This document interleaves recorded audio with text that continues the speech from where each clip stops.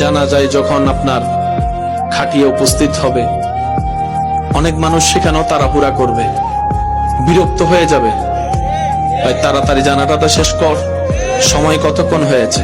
আপনি বলে ফেলছেন খুব সহজে, কিন্তু সেই মৃত ব্যক্তির সন্তানগুলা যখন কথাগুলা শুনে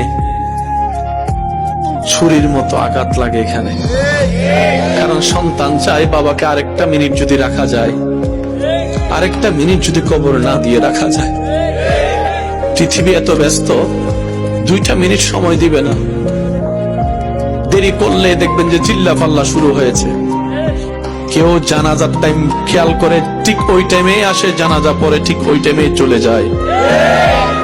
অল্প কিছু মানুষ কবর পর্যন্ত যায়, অল্প মানুষ কবরে নামে, অল্প মানুষ মাটি দিয়ে একটু, তারপরে জিয়ারত করার সময় দেখবেন মানুষ আরো অল্প হয়েছে।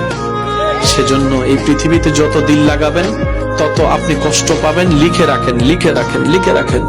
পৃথিবী তাকে আপন করে না যে পৃথিবী খুঁজে, পৃথিবী তাকে দেয় যে পৃথিবীর স্রষ্টা রব্বুল আলামিনকে রাজি করে। সুবহানাল্লাহ।